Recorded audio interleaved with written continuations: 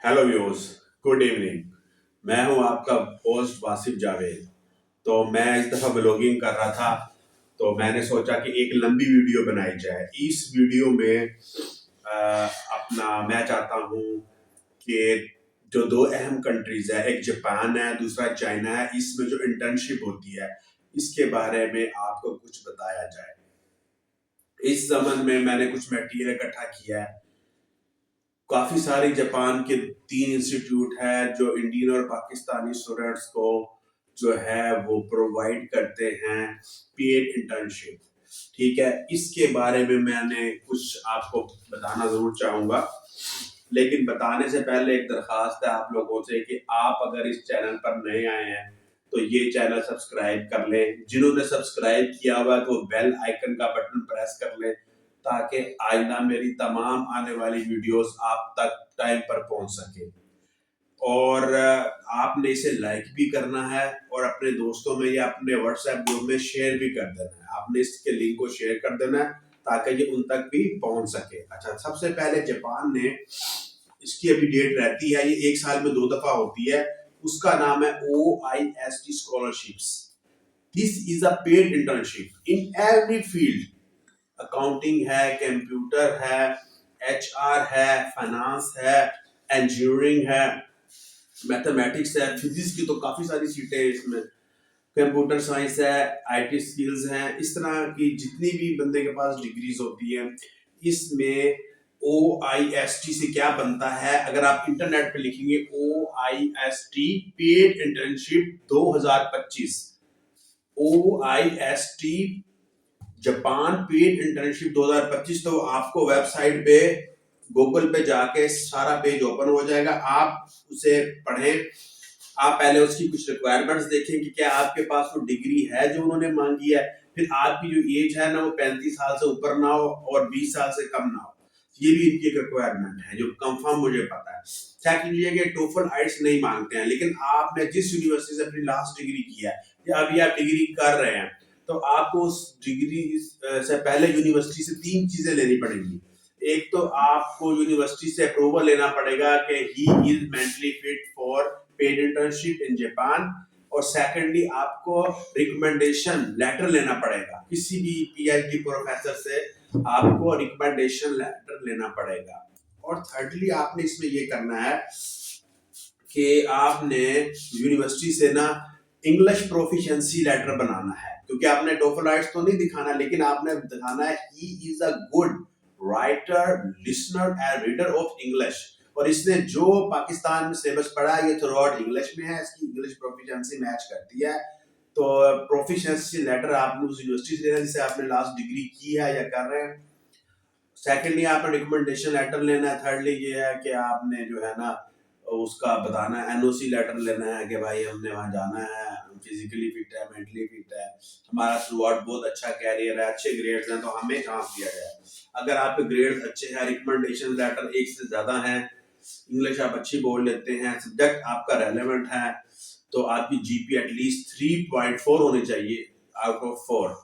इससे कम कोशिश करें ना हो, तो फिर आप इसके अहल हैं। अच्छा, OIST पेड इंटर्नशिप जापान से बनता क्या है? Okinawa institute of science and technology. O से ओकिनावा, I से institute of science and technology, ये बनता है। अच्छा, ये आपको काफी सारे ऑप्शन देता है। आपका बायोडाटा लेगा, आपका ईमेल एड्रेस पूछेगा, आपकी डेट ऑफ बर्थ पूछेगा, पासपोर्ट नंबर पूछेगा, रिकमेंडेशन लेटर के बारे में पूछेगा, आपकी डिग्री किस यूनिवर्सिटी की है, उसमें आखिरी ग्रेड कितना है, इससे पिछले साल आपके कितने ग्रेड्स आए हैं, उसकी पिछली डिग्री में कितने कितने ग्रेड्स लिए हैं, क्या परसेंटेज रही है आपकी। ठीक है, are you are highly achiever of grades और 90 प्लस मार्क्स, इस तरह की चीजें जाकर पूछेगा। फिर आखिर में जाके वो आपसे कुछ सवाल पूछेगा कि भाई क्या आप इसमें फुली फंडेड स्कॉलरशिप पे आना चाह रहे हैं या पार्शियली फंडेड पे आना चाह रहे हैं या सेल्फ सपोर्टिंग पे आना चाह रहे हैं। अगर आप कहते हैं कि मैं पेड स्कॉलरशिप फुली फंडेड पे आना चाहता हूँ तो फुली फंडेड स्कॉलरशिप में भी आप अपनी काबिलियत का लोहा जमा सकते हैं। तो इसमें ये है कि एक एक एक ही फील्ड में, सपोज दैट आपकी फिजिक्स फील्ड है या फिर आईटी फील्ड है, आप सबसे पहले पेड इंटर्नशिप पे अप्लाई कर लें, उसके बाद दोबारा खोल लें, एक दिन बाद आप कर लें सेमी पेड पे। सेमी पेड में ये होता है कि आपको हवाई टिकट यानी रिटर्न फ्लाइट टिकट अपनी तरफ से लेनी पड़ेगी, तकरीबन 2.5 लाख की आती है। इसके अलावा वैसे की फीस तो वैसे फ्री है। थर्ड ये है कि वो आपको रिहाइश देंगे, खाना देंगे और यूनिवर्सिटी की कोई फीस नहीं होगी, और सबसे बढ़कर ये कि वो आपको 2400 येन देंगे, 2400 येन देंगे, यानी पाकिस्तानी तकरीबन ये 3800 रुपया बनता है पर डे।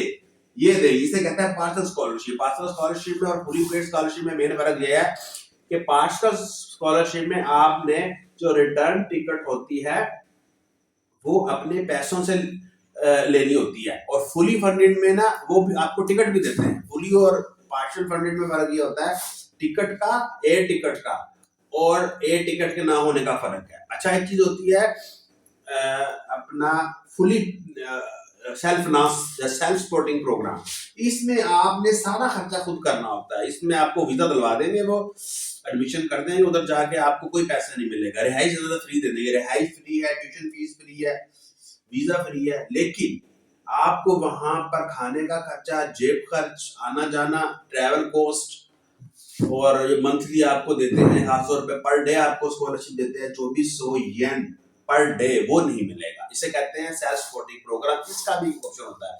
आप तीनों को कर ले, मैं तो कहता हूँ आप फुली पेड में भी कर ले, नेक्स्ट डे आप पार्सल स्कॉलरशिप पे कर ले, थर्ड आप कर ले उस पे, या कम से कम आप फुल सपोर्टिंग में ना भी करें ना, सेल्फ सपोर्टिंग पे, तो आप पार्शियल पे और दूसरी पे कर ले। अगर फर्ज किया आपका फुली फंडेड पे ना बने तो पार्शियल पे बन जाए, कुछ फायदा तो है उसका भी। तो इसका टाइम ड्यूरेशन कितना होता है? इसका टाइम होता है इंटर्नशिप का 2 से 6 माह, मिनिमम 2 मंथ की होती है, आगे से 3 माह की भी होती है, 4 की भी होती है, 6 की भी होती है। इस तरह से इंटर्नशिप कराते हैं। अच्छा जी, तो अब वो बता रहा था कि इसमें 15 अप्रैल 2025 से ये स्टार्ट होनी है, और 15 जून तक जो है ना ये होगी। ठीक है, तो इसमें आपने रिसर्च प्रोग्राम के लिए अप्लाई करना है। तो 15 अप्रैल जो है ना, आपने 15 अप्रैल से पहले पहले जो है ना वो फाइल सबमिट करनी है। फिर 2 से 3 महीने ये आपको डिसीजन में बताएंगे कि आपका हमने सिलेक्ट किया है फुली फंडेड पे, पार्शली फंडेड पे या सेल्फ सपोर्टिंग पे। आप तीनों अप्लाई करना है अपनी फील्ड में, तो ये आपको बताएंगे। 2 से 3 महीने में ये आपको रिप्लाई करेंगे बजरिया ईमेल, आपको ना रिप्लाई कर देंगे। और इसके अलावा इसकी अप्लाई करने की ये फीस है ना वो नहीं है, लेकिन कुछ फील्ड में लाइक इंजीनियरिंग में इसकी फीस है 3000 येन, जो कि पाकिस्तानी 4500 बनती है। ठीक है, लेकिन और कुछ में नहीं है। ये आप देख लें आपकी फील्ड कौन सी है, उसमें उसने थोड़ी सी फीस रखी है एप्लीकेशन प्रोसेस फीस की, कि एप्लीकेशन प्रोसेस फीस टोटली आपकी फ्री है। ठीक है, मैं तमाम स्टूडेंट्स हैं जिनकी उम्र 20 और 35 के दरमियान है, उनका हाई ग्रेड है, तो इस पे जरूर अप्लाई करें। फुली फंडेड पे भी हो सकता है, इसमें कोई ऐसा मसला नहीं है, बिल्कुल फ्री अप्लाई करना है, फ्री वीजा है, सब कुछ उनका, आप जरूर अप्लाई करें। इसका बहुत फायदा है, आराम पे ना बैठे अप्लाई करने से। ऐसे ऐसे लोगों को भी स्कॉलरशिप लगे हैं जिन्हें स्कॉलरशिप की उम्मीद भी नहीं थी। और दूसरा मैं आपको जापान की एक और जगह बताता हूँ, max, MEXT, MEXT scholarship Japan.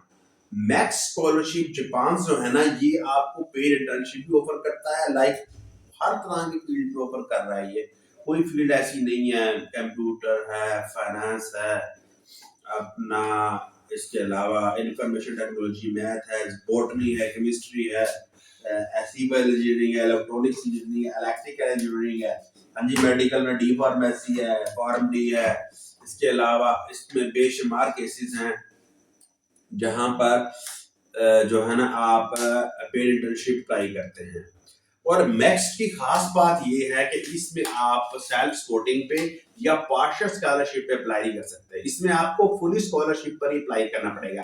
MEXT, MEXT scholarship in Japan in 2025, जब ये लिखेंगे आप नेट पे तो आपको इसका परफॉर्म आ जाएगा। एलिजिबिलिटी क्राइटेरिया पढ़ सकते हैं, प्रोसीजर पढ़ सकते हैं, इसकी कोई एप्लीकेशन फीस नहीं है, टोटली फुली फंडेड है। और ये सबसे बड़ी इसकी बात यह है कि पेड इंटर्नशिप के अलावा ये आपको मास्टर्स और PhD पे ऑफर करते हैं। मास्टर्स के तो अवसर ऑफर कर देते हैं, PhD में थोड़ी मुश्किल होती है। अगर आपके पास 2 PhD डॉक्टर्स के रिकमेंडेशन लेटर हैं, PhD डॉक्टर्स के 2 के रिकमेंडेशन लेटर हैं, और आपका अकेडमिक 90 प्लस है, अच्छे ग्रेड्स हैं, ए प्लस ग्रेड है, अच्छे ग्रेड है, तो दैट आप जरूर अप्लाई करें। तो ये आपको मास्टर या पीएचडी फ्री कराएंगे, फुली फंडेड होगा, और ये आपको अपना मंथली भी पे करेंगे, रहायश भी फ्री देंगे, एयर टिकट्स भी देंगे। ये बहुत अच्छा इंस्टीट्यूट है, मैक्स इंस्टीट्यूट ऑफ जापान। इसमें भी ये है कि इसकी एज भी 18 से 35 साल तक है। इसकी 2 इंटेक्स होती हैं, एक अक्टूबर इंटेक होती है, दूसरी अप्रैल इंटेक होती है। इसमें कौन से कागजात चाहिए आप उनका परफार्मा पढ़ें, फिर वो एक लिंक दिया होता है, आपको वाज़ेह नजर आ जाएगा, वहां पे लिंक पे आप डबल क्लिक करेंगे, उनका फार्म आ जाएगा, आपका पर्सनल डाटा उसमें कलेक्ट करेंगे, आपके ग्रेड्स देखेंगे, जो सब्जेक्ट आप पढ़ा है वो देखेंगे। फिर आपसे ना एक सबसे बड़ी अहम बात ये है कि ये इंटरनेशनल लेवल की सीवी आपको बनवानी पड़ेगी। ये आप मेरे से भी बनवा सकते हैं, मैं आपको इंशाल्लाह फ्री बना दूंगा, या किसी भी आप इंटरनेट वाले के पास चले जाए तो इंटरनेट वाले कैफे पे जाके आपने कहना मुझे इंटरनेशनल स्टैंडर्ड की सीवी चाहिए, ठीक है। इस तरह की होनी चाहिए। इसका परफॉर्मा मैं आपको डिस्क्रिप्शन में दे दूंगा, या आप गूगल पे भी सर्च कर सकते हैं कि इंटरनेशनल लेवल की सीवीजी का मॉडल क्या है, उसका सैंपल पेपर क्या है। उस सैंपल पेपर को देखते हुए आप कहीं से भी बनवा सकते हैं, कोई इसमें इतनी रॉकेट साइंस नहीं है। सेकंडली ये है कि आपको पीडीएफ फाइल चाहिए होती है, जिसमें आपका पासपोर्ट, आपका एडमिशन डॉक्यूमेंट्स, अगर आइट्स किया है तो वो कुछ भी आपने किया है, जो आपका कैरियर है, एजुकेशन कैरियर है, वो आपको इसमें देना है। इसमें आपको एटलीस्ट 2 रिकमेंडेशन लेटर्स चाहिए किसी भी पीएचडी डॉक्टर से जो आपका यूनिवर्सिटी में हो। जिस यूनिवर्सिटी से आपने क्वालिफाई किया, कोशिश करें उसी यूनिवर्सिटी के हो। अगर कोई और यूनिवर्सिटी कर देती है रिकमेंडेशन लेटर तो वो भी काबिल कबूल है। रिकमेंडेशन लेटर कोई भी डॉक्टर दे सकता है, तो किसी यूनिवर्सिटी का प्रोफेसर हो, चाहे वो प्राइवेट यूनिवर्सिटी क्यों ना हो। तो कोशिश करें एक से ज्यादा रिकमेंडेशन लेटर बनवा लें, 5 बनवा लें, 10 बनवा लें, जितने ज्यादा बनाएंगे आपका केस उतना पावरफुल होएगा। अच्छा जी, इसके अलावा आपने इसका ख्याल कवरिंग लेटर, आपने ना इस पे कवरिंग लेटर में लिखना है। आप किस कोर्स में जाना चाहते हैं, उसका ड्यूरेशन क्या है, इसकी रिक्वायरमेंट्स क्या है, मैं इसकी एलिजिबिलिटी क्राइटेरिया पे पूरा का पूरा उतरता हूँ, मेरे ग्रेड्स रेलेवेंट हैं, कोई ऐसी चीज मैंने नहीं छोड़ी। कवरिंग लेटर में आपने बताना है कि मैं कब से कब तक जापान में रहूंगा, और मैं कब किस डेट में रेडी हूँ, और मुझे इस यूनिवर्सिटी में, जिसका नाम मैक्स स्कॉलरशिप है, जो कि जापान की एक नामवर यूनिवर्सिटी है, university of Ryukyus, RYUKYUS, Ryukyus, university of Ryukyus Japan में है। ये आपको मैक्स स्कॉलरशिप के थ्रू अप्लाई करनी पड़ेगी। तो मैक्स स्कॉलरशिप आपको ये बताएगा कि यूनिवर्सिटी ऑफ रकयस आपको कैसे हायर करती है। तो इसमें जो है ना, आपने कवरिंग लेटर 500 से 700 वर्ड का होना चाहिए। आप नेट पे जाके इसका भी सैंपल दे सकते हैं, या यूट्यूब पे भी सैंपल दे सकते हैं। अगर आपको फिर भी समझ नहीं आई, मेरे से कॉन्टेक्ट करें, और मैं इसका एक अद्धा लिंक लास्ट भी डिस्क्रिप्शन में दे दूंगा, ताकि आप डिस्क्रिप्शन से ही इजीली इस तक पहुंच सके। फिर भी आपको कुछ चीज समझ नहीं आ रही है, कोई प्रॉब्लम है, तो आप पूछ सकते हैं। तो पूछना आपका राइट है, पूछने पूछाने में कोई हर्ज नहीं है। तो इस तरह ना मैंने आपको मेन बता दिया। फिर जब आप इनकी वेबसाइट पर जाएंगे, उसने तमाम प्रोसीजर, एलिजिबिलिटी क्राइटेरिया और एलिजिबिलिटी से बता जो नहीं क्वालिफाई कर सकते, और कौन सब्जेक्ट चाहिए। मिसाल के तौर पे केमिस्ट्री का सब्जेक्ट है जो समटाइम्स उन्हें चाहिए होता है, समटाइम नहीं चाहिए होता है। तो अगर कोई सब्जेक्ट आपका ऐसा है जो उन्हें नहीं चाहिए, तो आप देख लीजिए आपका सब्जेक्ट भी उसमें वो है या नहीं। तो तमाम चीजें आपको वेबसाइट से मिल जाएंगी। मैंने 2 यूनिवर्सिटी बताई है, एक OIST स्कॉलरशिप, दूसरा मैक्स स्कॉलरशिप। ये दोनों इकट्ठे स्कॉलरशिप हैं। इसमें आपको पेड नर्सरी मिलती है, जो कि बहुत आसानी से मिल जाती है, मैं समझता हूँ। और अगर आपने यहाँ पर स्कॉलरशिप पे पढ़ना है, उसके लिए आपको फिर ज्यादा चीजें दिखानी पड़ सकती हैं। और ये लोग, अगर आपने स्टडी करनी है, आपको ईमेल से बता देंगे यू आर सिलेक्टेड, और फिर ये ना आपसे डेमोन्स्ट्रेशन भी ले सकते हैं। स्काइप पर आपसे डेमो लेंगे, आपसे क्रॉस क्वेश्चनिंग करेंगे, आपके सब्जेक्ट के बारे में मुख्तलिफ सवाल पूछेंगे, उनका एक बैच बैठा होगा, आपको लाइव उसका जवाब देना होगा, ताकि पता चले कि इसे अपने सब्जेक्ट पे ग्रिप भी है, कि इसने ऐसे ही कर लिया है, ये बोला आदमी, ये याद नहीं रह सकता, इस तरह चीजें वो चेक करते हैं। उसके बाद वो आपको फाइनल लेटर देते हैं, और फाइनल लेटर आने के बाद जो है ना, आपका मतलब स्कॉलरशिप अप्रूव हो जाता है। एम्बेसी में वीजा अप्लाई करते हैं, क्योंकि आपके पास स्कॉलरशिप होता है, जापान की एम्बेसी आपका वीजा नहीं रोकेगी, वो आपको जल्दी जल्दी वीजा दे देगी 15 से 21 दिन में।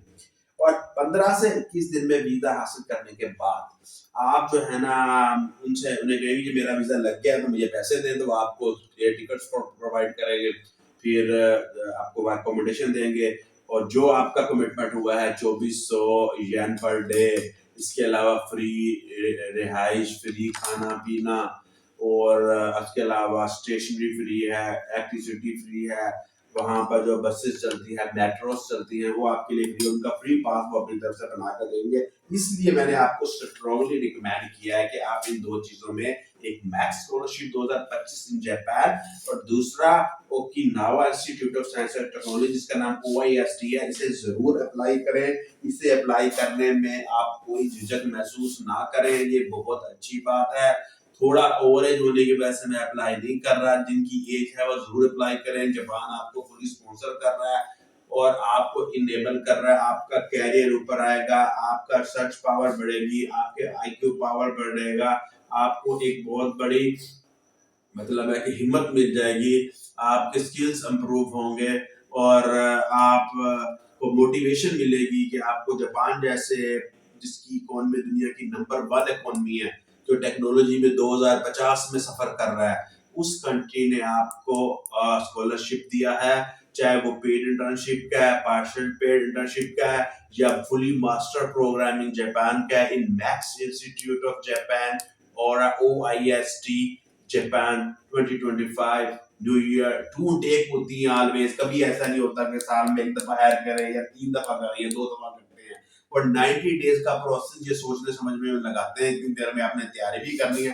अपना सारा सब्जेक्ट जो भी लाइक आपका फिजिक्स है या CS है या IT है, आपने अच्छी तरह गो थ्रू करा, ताकि कोई भी सवाल वो आपसे स्काइप पे पूछते हैं या ऑनलाइन पूछते हैं, आपको फटाफट उसका जवाब आना चाहिए, ना कि वो आपसे सवाल पूछे, आप कंफ्यूज हो जाए, आप उसे जवाब ना दें। फार्मूला तो फार्मूला नहीं आता, डेफिनेशन नहीं आती, या आपको किसी चीज का पता नहीं है, तो उसमें फिर उस दिन में डाउट आएगा, जिन्हें आपको स्कॉलरशिप देना है अपने पल्ले से देना है, इस बंदे के पास सब्जेक्ट गिफ्ट नहीं है, ये एक कॉम्पिटेंट स्टूडेंट नहीं है। जब उधर जाके रिसर्चर, अचीवर और वेल कम्युनिकेशन स्किल्स और develop skill and other motivation को क्रिएट नहीं कर सकता, बल्कि सिर्फ कंफ्यूजन क्रिएट कर सकता है। इसलिए आपने याद करना है, गो थ्रू करना है, आपने ये नहीं देखना कि मुझे हर चीज आती है, इंसान है, हो सकता है आपने गो थ्रू कर करेगा, ताकि जो ही उनका फोन आए वो आपसे डेमोन्स्ट्रेशन के लिए इंटरव्यू के लिए गए, तो आप ना सिर्फ मेंटली प्रीपेयर्ड हो बल्कि फिजिकली प्रीपेयर्ड भी हो। और सबसे बड़ी ये कि आपने अपना सब्जेक्ट गो थ्रू किया हो, अच्छी तरह गो थ्रू किया हो, क्योंकि एक बंदा कितना भी ज़हीन हो उसे भूल सकता है, ज़हन से निकल सकता है। इसलिए जो आपने रिसेंटली गो थ्रू किया होता है वो आपके ज़हन से नहीं निकलता और देर पा आपके ज़हन में रहता है। आप उसके ऊपर वीजा ऑफिसर को या जो स्कॉलरशिप होल्डर्स हैं like next OIST and other Ryukyus institutes हैं जो आपको फुली फंडेड स्कॉलरशिप ऑफर करते हैं, उसके ज़हन में ये चीज़ लाते हैं कि you are a genius, intelligent और एक क्रिएटिव माइंड रखते हैं। वो तभी है जब आपको अपने सब्जेक्ट पे ग्रिप हो, हवा में तीर नहीं चलाना है, अपने रेलेवेंट फील्ड को चूज करना है, ठीक है। तो ये जरूर अप्लाई करें, कोई बंदा इससे महरूम ना है, जो फीमेल है वो भी अप्लाई कर सकती है, मेल भी कर सकते हैं। तो इसमें यह है कि बंदा ये ना सोचे कि मैं फीमेल हूँ, मैं डरती हूँ, उधर कुछ नहीं होता, पाकिस्तान से अच्छा माहौल है, मेल डरते हैं ये में खाना नहीं मिलता जी, वहाँ पर पाकिस्तानी लोग होते हैं, पाकिस्तानी कम्युनिटी होती है, वहाँ पे हलाल फूड होते हैं, हलाल खाना मिल जाता है। कोई ऐसा कंट्री नहीं है यहाँ पर Muslim food, Pakistani food, Indian food नहीं मिलता। इंडियन स्ट्रीट में भी अच्छा खाना होता है, हलाल खाना होता है, पाकिस्तानी स्ट्रीट्स में भी खाना होता है, और इसके अलावा जो मुस्लिम खाते हैं लाइक फिश खाते हैं या गोश्त खाते हैं, तो वो भी उनका साफ होता है। वेजिटेरियन जो खाने होते हैं वो भी उनके पास होते हैं। तो खाने पीने का, रहन सहन का ऐसा वैसा ना कुछ प्रॉब्लम नहीं है। आप अटेम्प्ट करें, कुछ करके दिखाएं और एक मोटिवेशन क्रिएट होगी, आपके घर वालों को इंशाल्लाह कोई पैसा नहीं लगेगा और आप फखर से बता सकेंगे मैं फुली फंडेड स्कॉलरशिप पे एक बहुत बड़े कंट्री जो कि इकोनॉमिकली एंड टेक्नोलॉजी में दुनिया का नंबर 1 कंट्री है, UK, Germany, Canada, Australia, New Zealand और ये अमेरिका भी जापान से पीछे है। इसलिए अगर आप टेंडेंसी रखते हैं, अगर आपका अकेडमिक पावरफुल है, आप थोड़े से विलिंग हैं अगर, तो अपना प्लीज जरूर अप्लाई करें। मैं आपको स्ट्रांगली रिकमेंड करूंगा, जरूर चांस लें, फ्री अप्लाई करना, कोई पैसा नहीं लगना, और तैयारी करके दें, हवा में दिन भर चलाएं। तो शुक्रिया आपका, बड़ी मेहरबानी। फिर भी कोई चीज समझ नहीं आ रही, आप मुझे कमेंट सेक्शन में कमेंट कर सकते हैं, मैं आपके हर सवाल का जवाब दूंगा। आपको फुली बताऊंगा, मेरे पास इस वक्त नेट अवेलेबल नहीं है, यहाँ पर बैठा हूँ, तो वरना मैं आपको खोल के बताता कि नेक्स्ट स्कॉलरशिप में कितनी बड़ी चेन, 10 से 15 मिनट तो आपको स्क्रॉल करने में लग जाएंगे। काफी अच्छा मटेरियल है, रेलेवेंट है, देखते ही पता लग जाता है कि मैं इस क्राइटेरिया में फुल्ली उतरता हूँ या नहीं उतरता।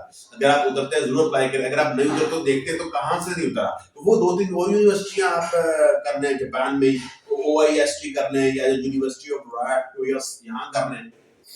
इस तरह से ना आप देखकर खुद अप्लाई करें, लिंक पे पूरा परफॉर्मा दिया हुआ है, पूरे फार्म दिए हुए हैं, फिर PDF फाइल्स है, आपके इंटरनेशनल लेवल की CV है, रिकमेंडेशन लेटर्स है, और जो है ना आप की अगर कोई रिसर्च है उसका है, वो अपने PDF फाइल में उन्हें सेंड कर देनी है।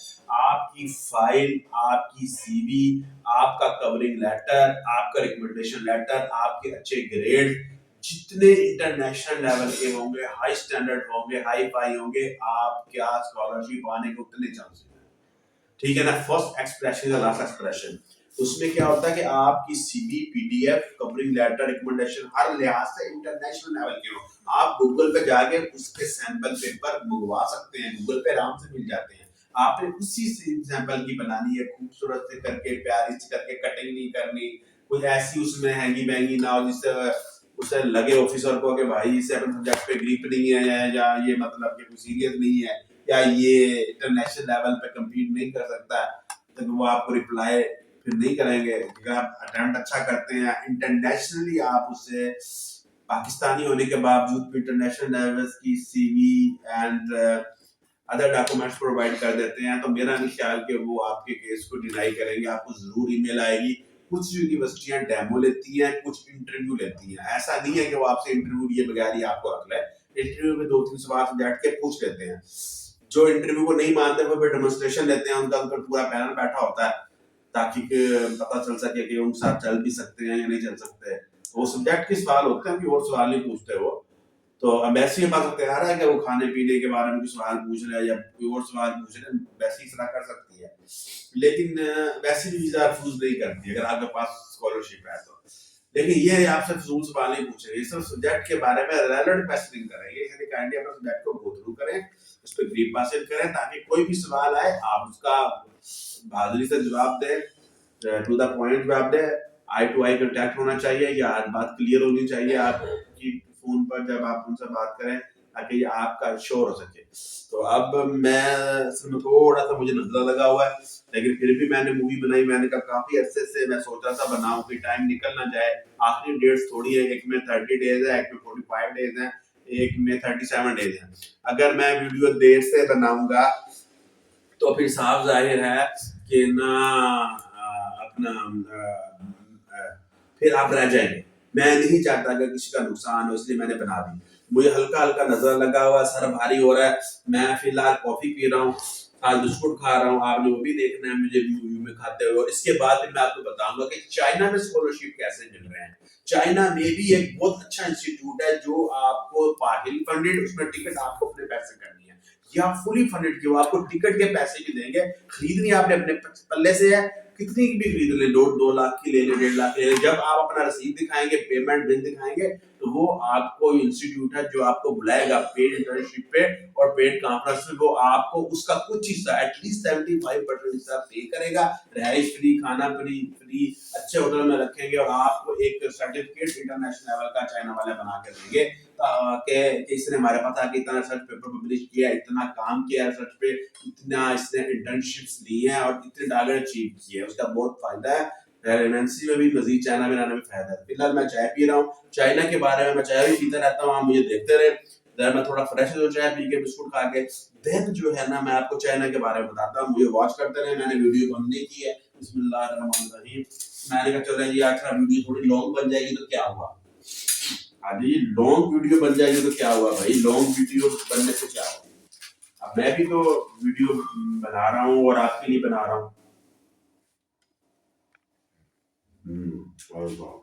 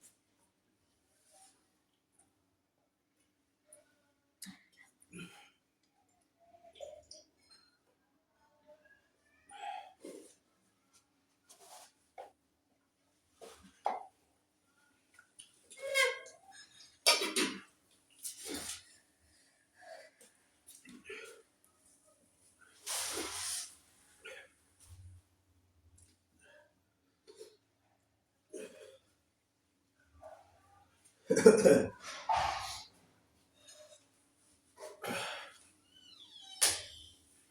व्यूज, अब आप जरा देखिएगा कि how you can study in China quite free on scholarship basis like PhD और master program।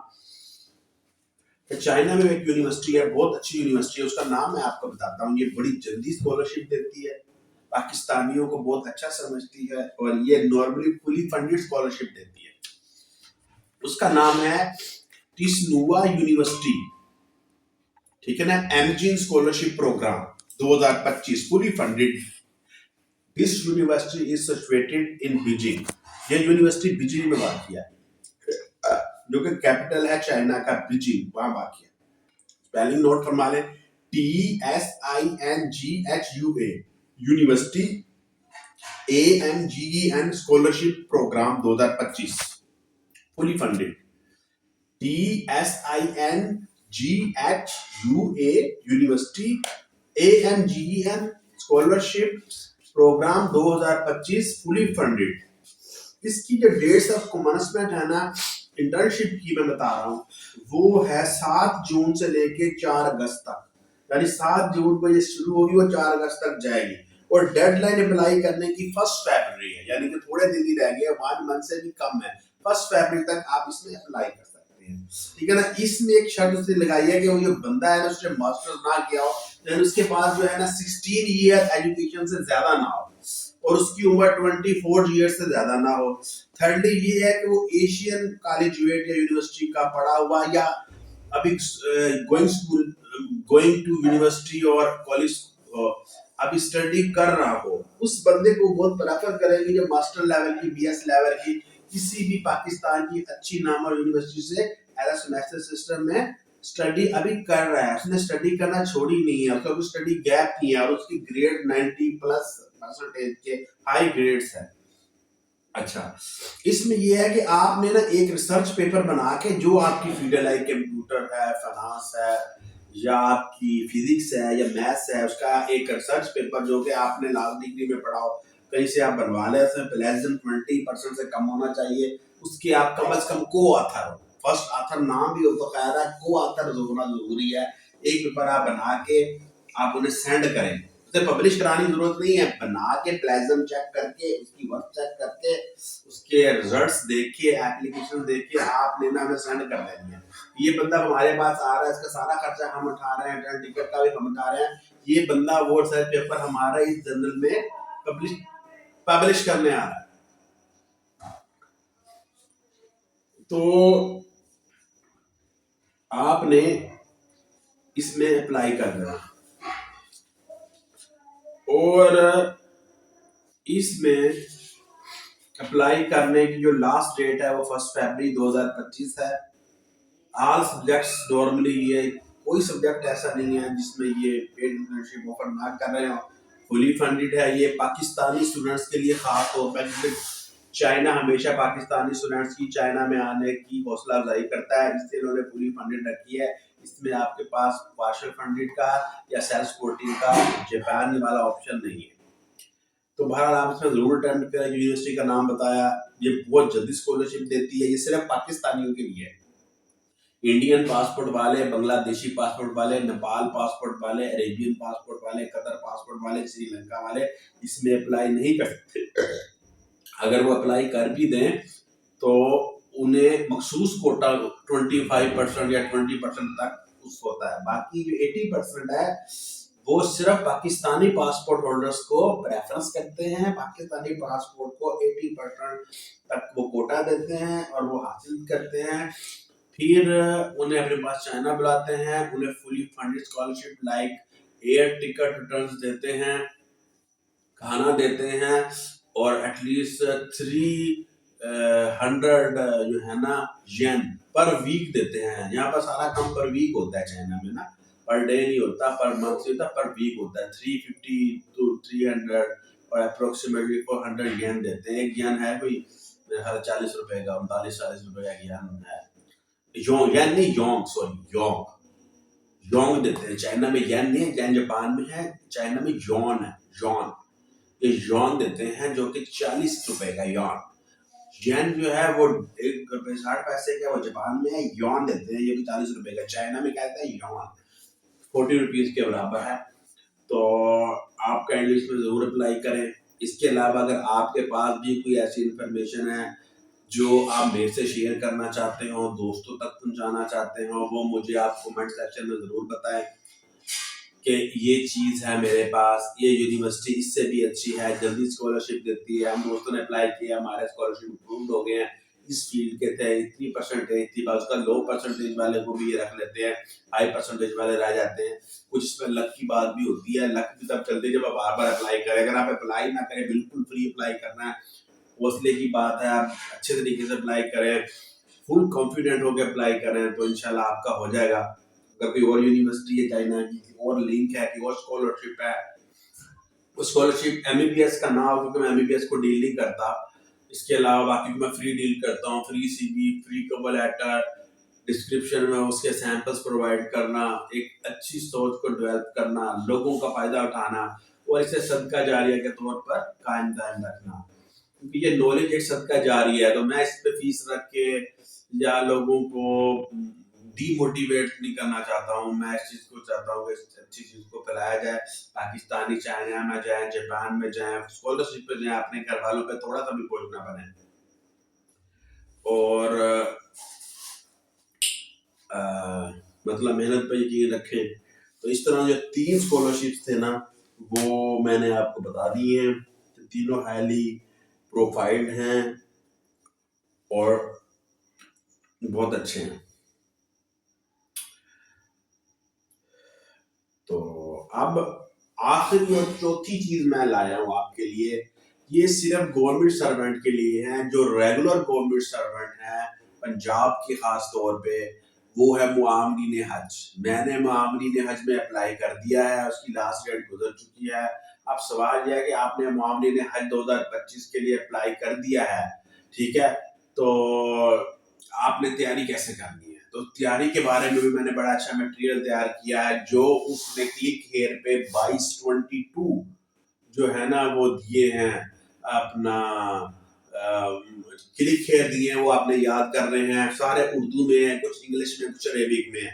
जो उर्दू में है वो आपने उर्दू में याद कर लेने हैं, लेकिन आपने इंग्लिश में ट्रांसलेशन भी कर लेनी है, क्योंकि एनटीएस में उर्दू में सवाल नहीं पूछा जाएगा, अरबी में पूछा जाएगा या फिर इंग्लिश में पूछा जाएगा, या अरबी और इंग्लिश मिक्स पूछा जाएगा। उर्दू एनटीएस बिल्कुल यूज नहीं करेगा, इसलिए आपने उर्दू में याद करके ना उसकी ट्रांसलेशन गूगल ट्रांसलेशन पे जाके ना उसकी ट्रांसलेशन कर लेनी है, और इंग्लिश में भी याद करना है, लाइक हज, पिलग्राम, मरवा एंड मीना शरीफ, इस तरह जो नेम्स हैं, या कुछ भी इंग्लिश में थोड़ा सी आपकी डिफिकल्टी हो सकती है, वहां अटेम्प्ट करते रहना। इसलिए आपने ना गूगल ट्रांसलेशन पे डाल के इंग्लिश में कर लेना है, उसे ना ट्रांसलेट उर्दू में जो दिया हुआ है, जो अरेबिक में दिया हुआ है वो भी आप इंग्लिश में रफली कर लें, ट्रांसलेट अरेबिक टू इंग्लिश कर लें, उसमें आपको थोड़ी अरेबिक भी आनी चाहिए, क्योंकि आपकी कुछ ना कुछ अरेबिक लैंग्वेज का, अरेबिक ग्रामर का आना जरूरी है, क्योंकि सऊदी अरेबिया में तो अरबी बोली जाती है, इसलिए वो आपको आना जरूरी है। वो जरूर आप कुछ ना कुछ सीखें, बेसिक अरेबिक पे कमांड हासिल करें, सीखें, अरेबिक की गर्दान हासिल करें, और जो परफॉर्मा एनटीएस ने दिया है वो एक सिलेबस है। इस दफा कोई इंग्लिश नहीं आनी, कोई ऐसे राइटिंग नहीं आना, कोई उर्दू नहीं आनी, कोई इसमें आईटी स्किल्स नहीं आने, माइक्रोसॉफ्ट नहीं आना, कुछ नहीं आना, जहां तक के जनरल नॉलेज नहीं आना, करंट अफेयर भी नहीं आना। सिर्फ जो आपका सिलेबस गिवन है वो आना है। वो ये पूछ सकता है कि इस वक्त पाकिस्तान का मिनिस्ट्री ऑफ रिलीजियस अफेयर का मिनिस्टर कौन है, फेडरल मिनिस्टर ऑफ पाकिस्तान कौन है उसका। फिर वो आपसे पूछ सकता है इसका सेक्रेटरी कौन है, फिर पूछ सकता है एडिशनल सेक्रेटरी कौन है, फिर आप पूछ सकते कितने मेंबर्स होते हैं, फिर आपने पूछा चेयरमैन कौन है, वाइस चेयरमैन कौन है, ठीक है, और सऊदी अरब में पाकिस्तान का वो हाई कमिश्नर कौन है, डिप्टी हाई कमिश्नर कौन है, इस तरह की तो वो पूछ सकता है, लेकिन और कोई सवाल नहीं पूछेगा वो आपसे। अगर आप मुआमरीन हज 2025 की तैयारी कर रहे हैं, आपके पास एक सुनहरी और नादन मौका है, आप प्लीज मेहनत करें, याद करें, इंग्लिश ट्रांसलेशन करें, अरबिक भी याद करें, उर्दू पे इतना नहीं जाए, उर्दू में इंग्लिश में ट्रांसलेट कर लें गूगल ट्रांसलेटर पे जाके। और अरेबिक जो है ना वो आपने जरूर थोड़ी बहुत याद करनी है। अरेबिक का आना भी उतना ही जरूरी है जितना कि आपको अपना इंग्लिश का आना जरूरी है। बाकी उर्दू में वो कभी पेपर नहीं बनाते, और उसमें ये कि क्योंकि नेगेटिव मार्किंग नहीं होती तो आप एनटीआर में जाके ना तुक्का भी लगा सकते हैं। फर्स्ट कि आपका डी ऑप्शन सही है तो आपको नीचे वाला सवाल नहीं आ रहा, तो नीचे वाले में मैं आपको सजेस्ट करूंगा, पर्सन सजेस्ट करूंगा आप डी ऑप्शन को ही सर्कल करें। तुक्का आप उसका नीचे वाला, एनटीआर अक्सर ऐसा करता है, किसी का ए ऑप्शन है तो नीचे वाला भी ए ही होता है, तो उसका रबत रहता है, फिर ए आता है, बी भी आता है, सी आता है, इसका तो एक ऑप्शन ये है। दूसरा नंबर जो आपको आते हैं वो पहले जो नहीं आते ना, देख ले वो सबसे कम कौन से हैं। मिसाल आपने ए किए हैं, फिर आपने डी किए हैं, फिर सी किए हैं, आपने बी नहीं किए, वो बी बहुत कम है। जो आपको नहीं आते वो सारे बी कर दें, इस तरह भी आपको कुछ नंबर मिल जाएंगे। खाली ना छोड़े, खाली छोड़ना कहीं की अकलमंदी नहीं है, क्योंकि एनटीएस में नेगेटिव मार्किंग नहीं है। एनटीएस नेगेटिव मार्किंग नहीं लेता। एनटीएस में आप पिछला जो टेस्ट हुआ था ना इनका, ये से टोटली डिफरेंट है, बहुत डिफरेंट है। जो पिछले पैटर्न पे तैयारी करेंगे 2024 वाले पे, वो उसमें रह जाएंगे। इसलिए आप नया पैटर्न ढूंढने जो कि गिवन है, सारा याद करें, 1 to all इंग्लिश में ट्रांसलेशन याद करें, कुछ रेडियो स्किल्स भी सीखें। और यहाँ पर एक चीज है एप्टीट्यूड टेस्ट। एप्टीट्यूड टेस्ट में पता है क्या चेक करते हैं, थोड़ी सी इंग्लिश चेक करते हैं, थोड़ी सी इंग्लिश, और सबसे ज्यादा जो चीज चेक करते हैं वो है एनालिटिक रीजनिंग। आपको एनालिटिक रीजनिंग पे ग्रिप होनी चाहिए। अगर आपको एनालिटिक रीजनिंग आती है तो आप 16 में से 13 नंबर 12 नंबर ले लेंगे। अगर आपको एनालिटिक रीजनिंग, चाहे वो मैथमेटिक्स की हो या कॉमन सेंस की हो या चेयर की हो, तो एक चेयर यहाँ है, दूसरी दरमियान में है, तीसरी लेफ्ट पे है, चौथी फ्रंट पे है, तो ए बी सी डी का नाम दिया होगा। आपको एक सवाल पूछेगा सी कहाँ बनेगा, ए बी कहाँ बनेगा, फिर जहाँ उसमें बंदे का नाम रख देगा, सोफिया यहाँ बैठी हुई है सी पे, डी पे अहमद बैठा हुआ है, ए पे शिजाल बैठा हुआ है, बी पर अहमद शिजाल बैठा हुआ है। इस तरह से करके वो ना आपको एक पजल देगा, आपने उस पजल को गौर से पढ़ के ना पहले उसका स्केच बना लेना है। एनालिटिक रीजनिंग में आपको सबसे पहले वो गौर से देख के स्केच बनाना पड़ेगा। रफ पेज पे ना आप उसका थोड़ा सा स्केच बना लें। जब आप नंबरिंग कर लेंगे, एबीसी लिख लेंगे, स्केच बना लेंगे, वो डिस्टेंस बताता है इतने मीटर पे, इतने फुट पे, तो वो भी साथ जरूर लिखेंगे। उससे आपको बहुत आइडिया हो जाएगा। फिर जो सवाल है आप गौर से पढ़ें। आप एक सवाल का सही जवाब देंगे, दूसरे के मंजिल स्थान, दूसरे का देंगे, तीसरे के मंजिल स्थान, तीसरा का देंगे, चौथे के मंजिल स्थान। तो इसकी खाली है, मेरे पास एक बुक थी डॉक्टर वाली की पुरानी, मैंने लेके रखी हुई थी, मैंने ये रद्दी में बेची नहीं। ये जो आपको नजर आ रही है ये बहुत अच्छी बुक है, ये देखिए आप और से देख लेंगे, ये बुक नजर आ रही है। तो इसमें भी एनालिटिकल रीजनिंग है, मैं इसका थोड़ा सा आपको बता देता हूँ। अच्छा, एनालॉजी एनालॉजी है, इंग्लिश में एनालॉजी बहुत आती है, अक्सर एनालॉजी पूछ लेते हैं, और एनालॉजी मुश्किल है, ये आपको याद करनी भी पड़ेगी और समझनी भी पड़ेगी। एनालॉजी में कॉन्सेप्ट भी हो और कुछ चीजें याद भी हो, ये नहीं कि सिर्फ कॉन्सेप्ट और याद ना हो, याद कौन तो कॉन्सेप्ट ना हो, ऐसा नहीं। मैथमेटिक्स से कुछ सवाल पूछ सकता है, एक हाजी 7 किलोमीटर सफर तय करता है 3 घंटे में, ठीक है, तो वो 6 मील का कितने में रहेगा, पहले उसे मील में कन्वर्ट करना पड़ेगा किलोमीटर को, फिर वो आपको जो टाइम दिया है उसे देखना पड़ेगा, फिर उसमें यूनिटरी मेथड लगा के उसका सही जवाब निकालना पड़ेगा। अगर वो कहता है कि एक हाजी इतने में, अगले में वो पूछता है कि 37 हाजी कितने में करते हैं, तो उसका पहले आप यूनिटरी मेथड के फार्मूले में वैल्यू पुट करनी पड़ेगी, देन सोल्व करना पड़ेगा। मैथमेटिक्स में बहुत सर्कल वाला या ट्रायंगल वाले क्वेश्चन होते हैं, इसमें आप एंगल बताएं, 2 के एंगल दिए तो तीसरे का एंगल क्या होगा, ये मैथ में अक्सर पूछ लेते हैं। और आपको सर्कल के बारे में अक्सर पूछ लेते हैं कि इस सर्कल में इतने परसेंट है, इसमें इतने जो बाकी रह गया वो कितने परसेंट होगा। तो उसमें यह है कि आपने 4 या 5 जो ऑप्शन दिए हैं वो देखकर भी अंदाजा लगा लेते हैं। फिर क्यूबिक फार्मूला, स्केलिक फार्मूला या किसी भी तरीके से आप उसमें से सही आंसर ढूंढ सकते हैं।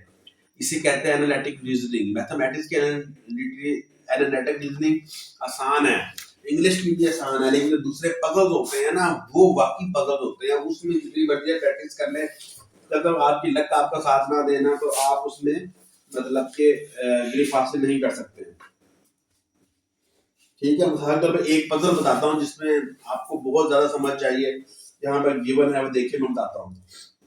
During practice matches before a major tournament in a football, we can practice at 7 teams, including 7 country team: Brazil, America, Germany, British, France, and Korea. The football ground is open for 7 weeks. Monday to Sunday, Sunday being considered the last day of the week, and allocation of practice time of government by following rules. तो इसमें ना जो चार मुख्तलिफ सवाल हैं, ये आपने इस पैरे में से एक स्केच बनाना है, जो उसमें गिवन है वो बोर्ड से लिखना है, जो डिस्टेंस है वो आपने निकाल लेना है। फिर आपने इससे रेलेवेंट 4 सवाल या 5 सवाल या 3 सवाल जो दिए हैं वो बड़े आराम से ढूंढ लेने हैं। पहले आपने स्केच बनाना है, फिर आपने उसमें उसकी रीडिंग वैल्यू पुट करनी है, जेन में बैठाना है, फिर जो सवाल आपसे पूछे ना आपने वो बहुत गौर से देखना है। सवाल में आधा जवाब होता है, जब सवाल में आधा जवाब ढूंढ लेंगे फिर आप मैच करेंगे अपने स्केच से, तो फिर आपको उसमें बहुत आसानी हो जाएगी कि किस तरह से आप उसका जवाब हासिल करता है। फिर आप दूसरे पे जाएंगे, तीसरे, अगर आप पहले दो ठीक कर लेते हैं, तीसरे चौथे में आपको बहुत आसानी होगी। सपोज दैट फर्स्ट और सेकंड आपके करेक्ट हैं तो बाकी बहुत आसानी से मिल जाएंगे। अगर आपके फर्स्ट सेकंड गलत साफ जा रहा है, तीसरा चौथा भी गलत होने के चांसेस बढ़ जाएंगे। इससे एनालिटिक रीजनिंग 16 नंबर की आ रही है मामले में, तो वो आपने अच्छी तरह तैयार करनी है। उसमें आपने एक लॉन्ग अटेम्प्ट करनी है, इसमें आपकी प्रैक्टिस, आप याददाश्त और आप किस तरह से उसे लेते हैं, जब किस तरह से सवाल चेंज करता है, रोटेट करता है, पजल बनाता है, कंफ्यूज करता है, वो भी बहुत मैटर करता है। इसलिए मैं आपको स्ट्रॉन्गली रिकमेंड करूंगा कि आप प्रैक्टिस जारी रखिए। Practice makes man perfect. Secondly number पे ये चीज है, टाइम का भी खास ख्याल रखना है, क्योंकि एनटीएस में टाइम थोड़ा होता है, तो आपने थोड़े टाइम में ज्यादा वर्क करना है। और इसमें मैं एक बता देता हूँ और आपको एनालिटिक रीजनिंग में कि F is the building reserving profession, while it from fixed X, T, Y, U, W, Z in the arrangement of alphabetic in English। तो उसने एक सवाल दिया है, वो कहता है आप इसे अल्फाबेटिकली अरेंज कर दें। अब उसमें टी पहले है, एक्स बाद में है, जेड उसके आखिर में। अगर आपको इंग्लिश के अल्फाबेट्स आते हैं तरतीब से तो आप आराम से वो कर लेंगे, वो इतना मुश्किल नहीं है। फिर वो कहेगा कि एक बंदा है वो चेयर सी दूसरी तरफ रखता है, दूसरे के पास टेबल है, उसे केस डिजाइन करता है, उसका डिस्टेंस 10 मीटर है। फिर एक और बंदा है जो उनके मतलब कि साउथ में बैठा हुआ है, अपना उन्हें वॉच कर रहा है। फिर एक और बंदा जो उनकी मूवी बना रहा है वो उनके नॉर्थ में बैठा हुआ है, तो जो नॉर्थ और साउथ का डिस्टेंस है वो कितना बनेगा। इसमें जो मूवी बना रहा है वो किस जगह बैठा हुआ है, और जो वॉच कर रहा है वो किस जगह बैठा हुआ है, और जो ए और बी के दरमियान में दो बंदे हैं वो उनके नाम में लोकेशन बताएं। ठीक है, अगर आप थोड़ी सी प्रैक्टिस कर लें किसी बुक से, एडीएस की पुरानी बुक लेके ना, ओल्ड इज गोल्ड से हाफ कीमत पे, आप अगर उसकी प्रैक्टिस करें तो वो हो जाएगा, वो इतना मुश्किल नहीं है। इसके अलावा अगर आपके जहन में कोई चीज आए मामले हज के बारे में, कोई फार्मूला है, कोई क्राइटेरिया है, कुछ भी है जो आप बताना चाहते हैं, सामने को बताना चाहते हो, मेरे से शेयर करना चाहते हो, तो प्लीज कमेंट सेक्शन में जरूर कमेंट कीजिएगा। आपकी कमेंट से हमारी मोटिवेशन बढ़ती है। लाइक जरूर करना है आपने दोस्तों में, या जो आपके व्हाट्सएप ग्रुप्स बने हुए हैं उसमें, या फिर जो है ना ये क्या नाम है, फेसबुक में अगर आपका ग्रुप बना हुआ है उसमें शेयर करनी है मेरी वीडियो भी, आपको ज्यादा शेयर करना है और लाइक करना है। और सबसे बढ़ के आपने कमेंट्स भी देने ताकि पता चले हमने कहाँ से गलती की है, किस चीज को हमें इम्प्रूव करना है, और कहाँ से हमने मतलब सही मटेरियल आपको प्रोवाइड नहीं किया या लेक ऑफ इंफॉर्मेशन हुआ है, तो वो आपने हमें जरूर बता देना है। तो इस अच्छे काम के लिए मैं आपको बहुत शुक्रगुजार हूँ। हालांकि मैं बीमार था, मैंने बीमारी की हालत के बावजूद भी आप लोगों से बात करना समझा जरूरी। आपके फायदे के लिए मैंने वीडियोस बनाई है, वीडियो सच्ची है, हकाइक पर मबनी है, कोई झूठ नहीं है। मैंने अपनी अच्छी रिसर्च और कंफर्मेशन के बाद ये सारी चीजें हायर की हैं। इसमें फिर भी कमी पेशी होगी हो तो आप मुझे कमेंट सेक्शन में जरूर बताएं ताकि उसे इम्प्रूव किया जा सके। कोई अच्छा फार्मूला, अच्छी paid internship, scholarship easy condition पे जिसमें आइट्स ना चाहिए हो, या जो पाकिस्तानी कंट्री लाइक करते हो, जैसे चाइना है, जापान है, नेपाल है, साउथ कोरिया है, इस तरह की कोई भी इंफॉर्मेशन हो तो आप मुझे कमेंट्स में जरूर बताएं। तो मजीद अगर आप मेरे व्हाट्सएप पे आ जाए तो मैं आपको व्हाट्सएप नंबर बता देता हूँ, 0335 10 82 683, 0335 10 82 683। और मेरा जो जीमेल है वो है wasifjavedw@gmail.com,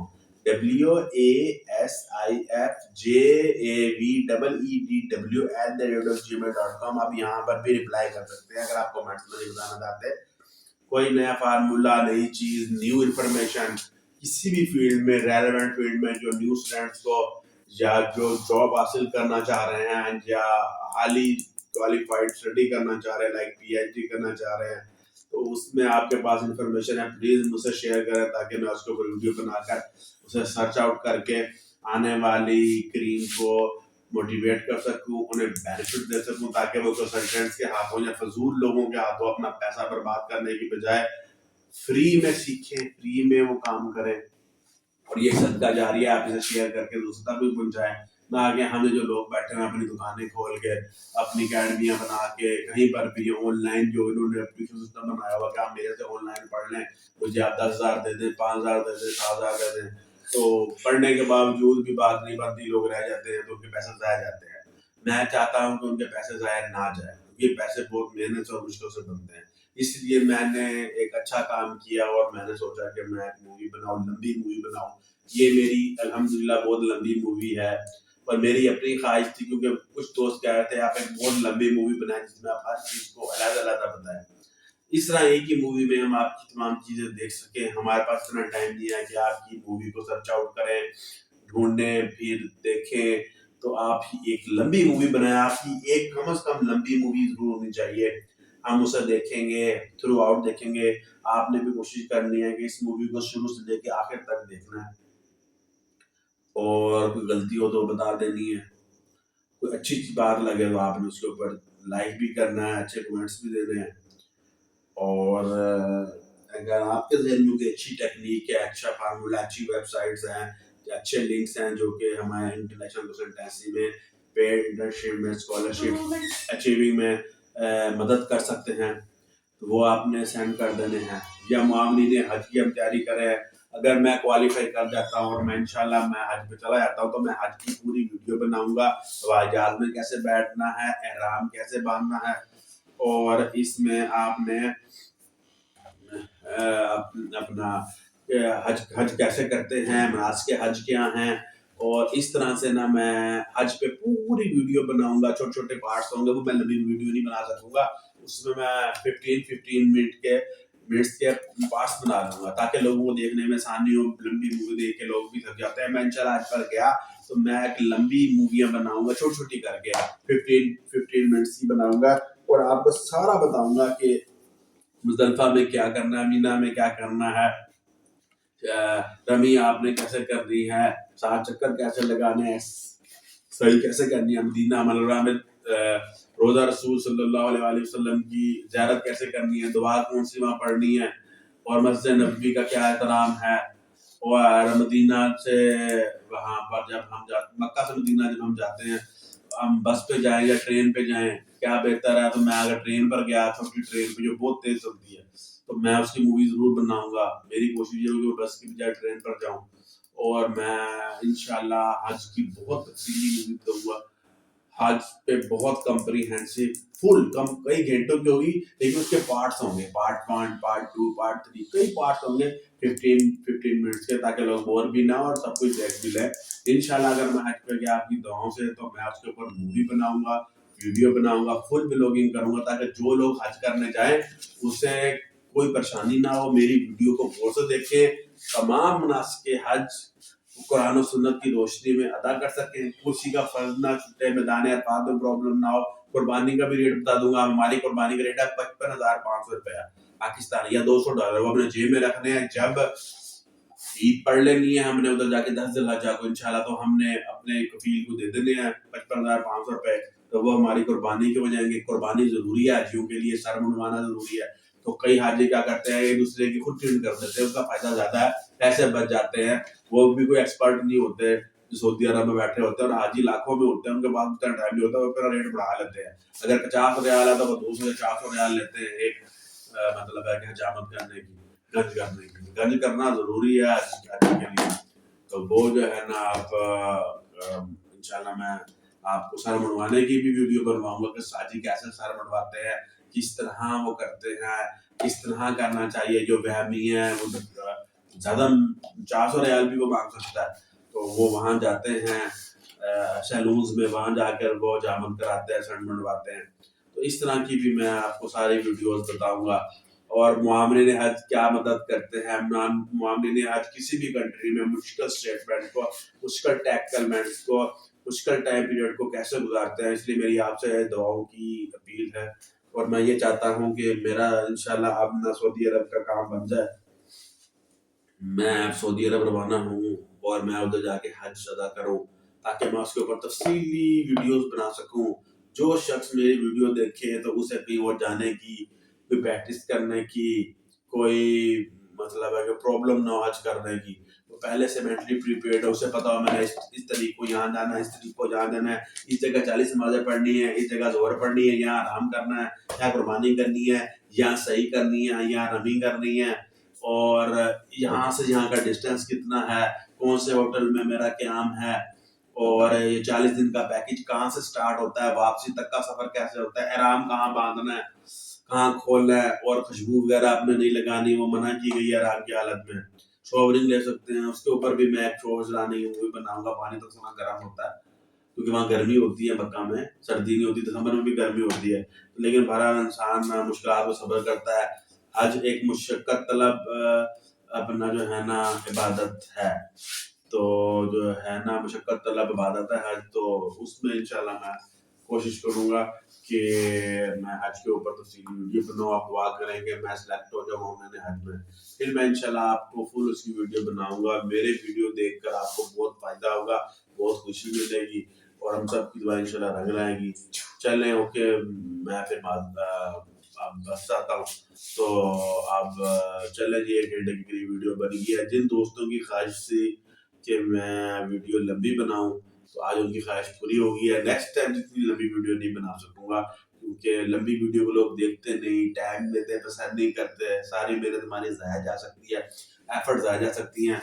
इसलिए जो है ना मैं शायद अब लंबी वीडियो बिल्कुल ना बनाऊं, कभी ना बनाऊं। अगर कोई लंबी बात करनी पड़ जाए कई घंटों पे भी ही तो वो 15-15 मिनट की से ऊपर ना लेके जाऊं, ताकि हर बंदा एक बार देख के उससे फुली जज करे, फुली उससे मुस्तफीद और बेनिफिट हासिल करे और बात की रजा को समझे। ना कि लंबी वीडियो बना दो 3 घंटे की, 1.5 घंटे की, 2 घंटे की, तो कोई देखे ही ना, देख के बोर हो जाए। मैं ये चाहता, मैं पार्ट स्रोत में इंशाल्लाह बनाऊंगा, चाहे वो हज की है, उम्रे की है, मुआमले ने हज किया है, या जो हमारी ट्रेनिंग पाकिस्तान में होनी है उस पर भी बनाऊंगा। कैसे बाजाज में बैठना है, एहराम कैसे बांधना है, तो कैसे खोलना है, और जो लेडीज को जो एयर होस्टेस होती है उनसे कैसे डील करना है, हवाई जहाज के कैसे वॉशरूम होते हैं, तो वहां पर हाजी को क्या मुश्किल हो सकती है, हर लिहाज से वो तैयार होके जाए। हाँ जी, कोई चीज एटीएम कार्ड ले जाए, अगर पैसे चोरी है तो बंदा एटीएम कार्ड से निकलवा सकता है, ना कि एटीएम कार्ड भी ना लेके जाए, पैसे इधर उधर हो जाए तो बंदे को ज्यादा परेशानी है। और भी कई मैं आपको टेक्निक्स उसकी बताऊंगा किस तरह से आप सही तरीके से काम कर सकते हैं। हजर इस्वत का मैं बताऊँ, हजर इस्वत को कैसे बोसा देते हैं, और उस वक्त आप अपनी जेब का खास ख्याल रखिए क्योंकि सबसे ज्यादा जो जेबें कट जाती है ना वो हजर इस्वत को बोसा देते वक्त काटी जाती है। मेरे एक अजीज थे, वो गए, वो कह रहे हैं हजर इस्वत को मैंने बोसा दिया ना, मुझे हल्की सी घबराहट महसूस हुई। जब मैं साइड पे हुआ तो मैंने जेब में हाथ मारा, मेरे पास 10,000 रियाल थे, रिटर्न टिकट थी वो भी नहीं लेनी पड़ी, 10,000 रियाल भी चोरी हो गया और वो बंदा मिला नहीं, पता नहीं कौन था जिसने जेब काटी। जेब कटी है, खड़खड़ाहट की आवाज आई है, लेकिन उसने सोचा इतनी मुकद्दस जगह कौन जेब काटेगा, लेकिन किसी बदबख्त ने उनकी जेब काट ली, 10,000 रियाल ले गया, साथ में रिटर्न टिकट भी ले गया। तो नए नए रिटर्न टिकट लेने पड़े, तो और पैसे भी ना मिले, और पता नहीं कौन था जिसने उसकी जेब उतरी, उसे महसूस हुआ। इसलिए मैं कहूँगा आपका एक हाथ जेब पे हो, दूसरा हाथ असद पे हो, फिर आप हजर असद को बोसा दे ताकि आपकी भी कोई चोरी वगैरह ना हो जाए या आपको बड़ा नुकसान ना हो जाए। ये बड़ा केवल चोर डाकू सऊदी अरब में भी उतने इतने पाकिस्तान में है, तो इसलिए उधर भी आपको बहुत केयरफुल रहना है कि आपके पैसे चोरी हो जाए। खुदा ना खास्ता खासतौर पर हजर असद को बोसा देते वक्त तो आपको बहुत ज्यादा मेंटल ट्रीटमेंट में परेशानी है, जिसमें आपका जो मामरीन हज है वो भी कुछ नहीं कर सके। वो क्या करेंगे, उन्हें क्या पता जिसने चोरी की है, तो वो आपसे कोई माली ताउन भी नहीं करेंगे। अगर आपके पास एटीएम है या पाकिस्तान में आपको किसी का नंबर याद है, वो आपको पैसे ऑनलाइन करा देता है, फिर तो ठीक है, वरना बड़ा मसला बन जाता है। पाकिस्तानी गवर्नमेंट ऐसे केसेस को नहीं डील करती, इन जनरल डील करती है, जिसमें बंदे की सेहत को, उसकी जिंदगी को, उसको मुनासिब हज अदा करने को, या किसी भी किस्म की कोई प्रॉब्लम को, मसाइल को, भूल चूक को सोल्व किया जाता है। माली ताउन गवर्नमेंट पाकिस्तान या मामले हज बिल्कुल ही करते हैं ना, वो ऐसा केस डील करते हैं।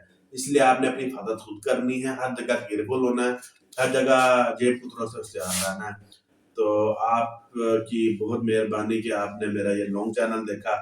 बहुत सारे दोस्तों की ख्वाहिश थी, मुझे फ़ोन कर रहे थे बार बार, आखिरकार मैंने उनकी ख्वाहिश का एहतराम किया, उनकी बात मान ली और 1 घंटे के करीब की मैंने वीडियोस बना ली है। तो आपके ताउन का बहुत शुक्रिया। इसमें काफ़ी सारी चीज़ें मैंने डिस्कस की, काफ़ी बातें की। कोशिश करें आपके मुझे अप्रिशिएट करते वक्त आप जो है ना शुरू से आखिर तक मेरी पूरी मूवी देखें, क्योंकि मैंने भी एफर्ट किया है।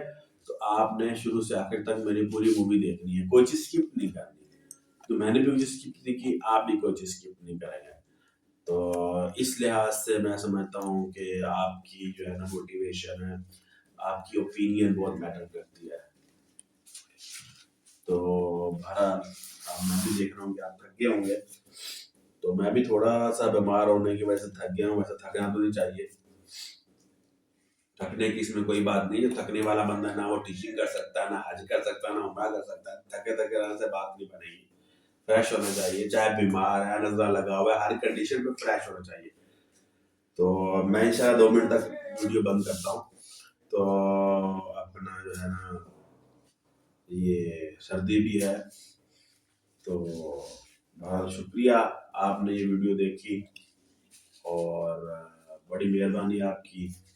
तो अगर आपकी कोई ख्वाहिश हो कि मैं किस तरह की वीडियो बनाऊं, आप किस तरह की वीडियो, कितने टाइम की वीडियो पसंद करते हैं या अपने ग्रुप में शेयर करते हैं, तो मुझे कमेंट सेक्शन में ज़रूर बताना ताकि मैं वो आपकी खातिर ला सकूं। आपकी ख्वाहिश का भी इतना एहतराम करो जिस तरह मैंने लोग वीडियो बना के दोस्तों की ख्वाहिश का एहतराम किया।